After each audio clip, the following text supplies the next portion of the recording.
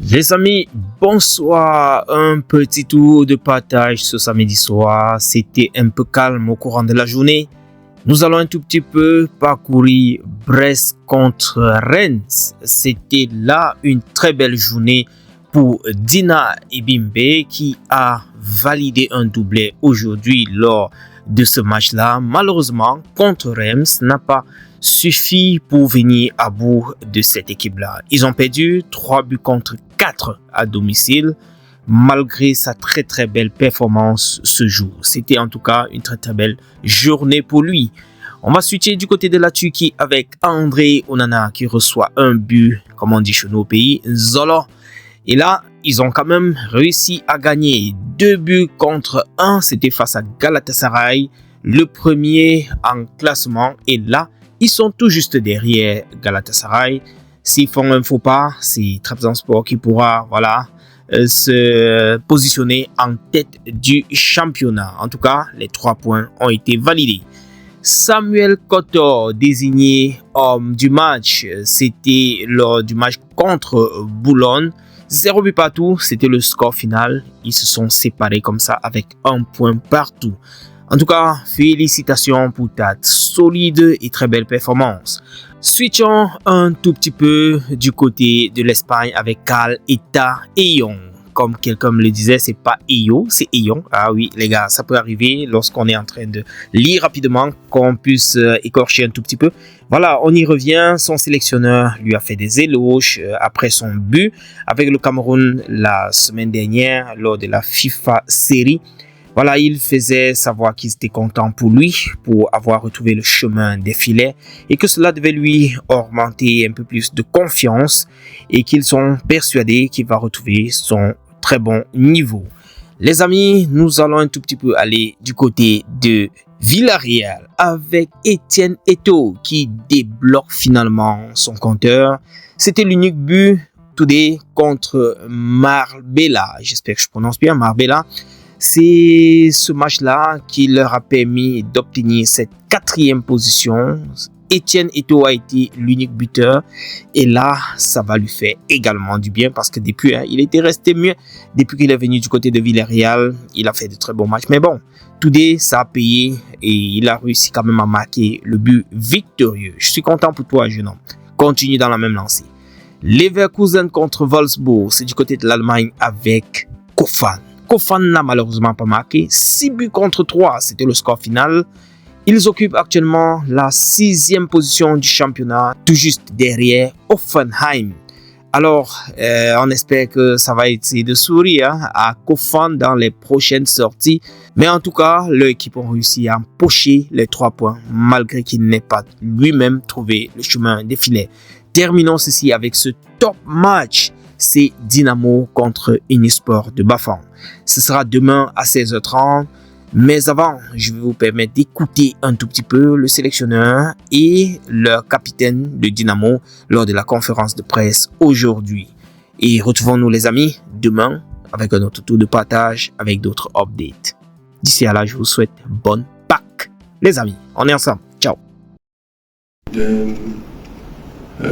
D'un film de Arnold Schwarzenegger, Terminator, où on dit s'il peut saigner, ça veut dire qu'il peut mourir.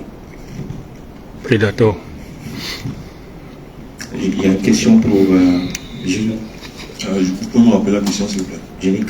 Je demandais quel est le message que vous passez à vos jeunes coéquipiers, comment vous vivez des périodes comme celle-ci où on a l'impression que rien ne marche. C'est clair qu'on traverse une mauvaise période, mais le discours que moi j'essaie de tenir, c'est d'un peu remobiliser tout le monde, parce que ça peut aller dans tous les sens, mais on joue un championnat et pas une coupe.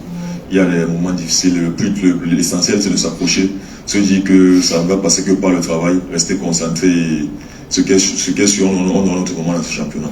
Je veux rajouter quelque chose, s'il vous plaît.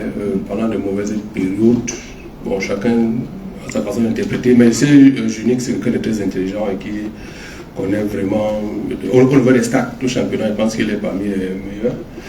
Je vais vous raconter quelque chose que j'ai constaté dans notre équipe. Et vous allez voir par rapport à ça. Nous avons réfléchi, nous avons vu, il y a un cycle qui est dans la Dynamo. Nous avons vu que contre Colombe, nous avons perdu. Le match qui suivait contre Aigle, nous avons gagné. Après, nous sommes allés à Mélan. Nous avons fait match nul. Après, nous sommes revenus, nous avons perdu contre Canon. Nous avons battu Aigle du Mungo. Nous avons fait match nul contre Gazelle. Après, nous avons perdu contre Couton. Nous avons battu Fauvasu. Nous avons fait match nul contre Pédélusie. Ça s'est répété 3 fois. Nous avons fait match nul contre Pédélusie et nous avons perdu contre Panthère. Ça s'est répété 3 fois. C'est un cycle. L'objectif pour nous d'abord, c'est casser ce cycle-là. Et je pense que, mauvaise période, je pense que la Dynamo avait pire que ça. Ils ont aligné 9 matchs sans victoire la saison passée, ça n'a pas créé de problème. Donc 12 matchs sans victoire, ça n'a pas créé de... 9 matchs sans victoire. 9 sans victoire. Parti à 12. Ouais, à 12 matchs sans victoire, ça n'a pas créé de problème. Je pense que par rapport à l'année passée, à la 19e journée, cette équipe avait 13 points. Ça avait porté la tête du coach. À la 19e journée, l'équipe avait 13 points. Il y avait déjà 3 coachs qui ont réussi à avoir 13 points en 19 journées. Aujourd'hui, on a un coach qui a déjà 18 points et qui va sûrement monter à 21 en 13 journées. Alors, bonjour coach. On constate qu'on a une équipe de Dynamo depuis le début de saison qui peut produire du bon et du moins bon d'une journée à une autre. Comment est-ce que vous pouvez expliquer cette situation? Bon, je pense que c'est de ça que j'ai parlé tout à l'heure. J'ai parlé qu'on a un cycle qu'il faut qu'on casse. Donc, pour casser, bon maintenant, qu'est-ce qu'on met dans casser? Il faudrait qu'on réfléchisse là-dessus. Mais c'est un cycle qui s'est répété 3 fois. Donc, il y a quelque chose à faire dans ce sens-là. Mais on est en train de voir dans quelle mesure casser ça. On en a parlé, on a dit peut-être, avant-hier on a eu une réunion, on disait peut-être qu'il faut changer quelque chose. Quelque chose peut être un être humain, ça peut être quelque chose. Donc il faudrait qu'on essaye de voir. Mon problème c'est qu'on casse ce cycle-là. Mais pour l'instant, pour le match de demain, nous voulons que le cycle continue un peu. Parce que si on suit le cycle-là, il faudrait qu'on gagne demain. Donc, Ismaël. Bonjour coach. Ismaël Chiaga, Actu Sport Mundo. Quelles sont les principales menaces de Nisport du Hong Kong selon vous? Bon, nous avons dit qu'ils sont bien sur les coups de pied arrêtés. C'est ça que nous avons d'abord dit. Ils ont une équipe de joueurs expérimentés. Quand on regarde le jeu, je pense que le coach Diamui, c'est un coach qui aime exploiter beaucoup les côtés. Et je pense que nous avons travaillé par rapport à ça. Et eux aussi, ils ont des failles que nous n'allons pas dire ici. Nous avons travaillé par rapport à ça. Et puis, on espère que demain, nous aurons la meilleure lecture du match. Parce qu'à la fin, c'est la lecture du match qui donne le résultat. Il ne faut pas mal lire le match comme nous avons mal lu contre Canon. Et voilà. Harry pour Football Story Magazine. Ma question est sur 2 volets. D'abord, l'entraîneur son simpliste et la deuxième partie concernant le coach. Nous les journalistes, nous avons l'avantage de discuter pendant que vous êtes sur la même courante avec les supporters.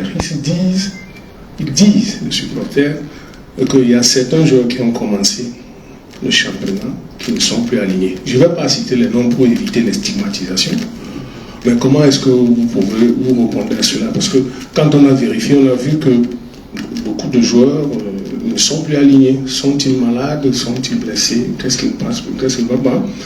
Maintenant, le deuxième volet concernant quoi?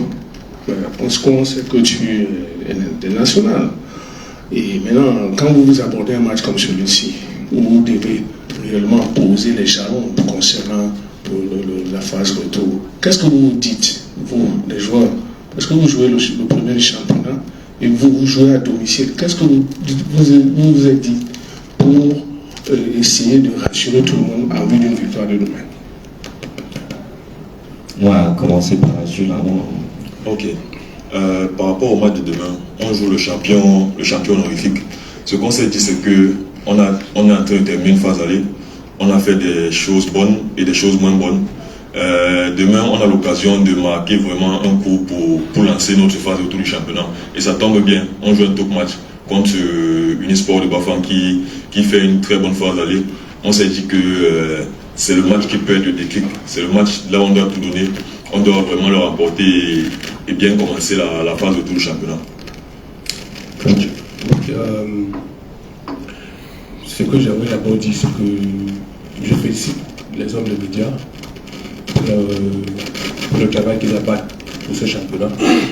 Parce que je veux vous dire, il y a des matchs que j'ai gagnés grâce aux hommes de médias. Sur vos différentes plateformes, il y a des informations que nous voyons et ça nous aide parfois à préparer nos matchs. Comme par exemple, quand on voyait notre premier but contre PWD, on s'était dit qu'on a vu les images de canon PWD et tous les buts de canon c'était des frappes à distance.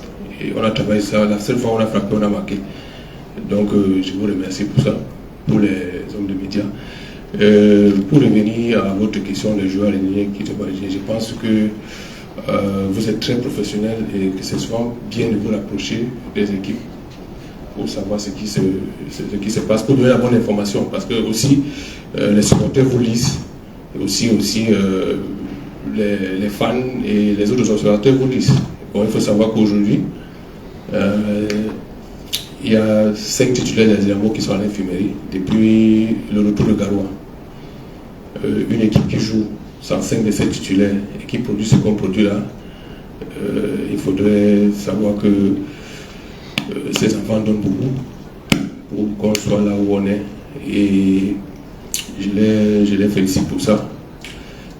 C'est vrai que quelque part, on nous dit qu'il n'y a pas de joueurs indispensables, mais dans chaque équipe, il y a des joueurs indispensables. Et ces 5 joueurs nous ont manqué.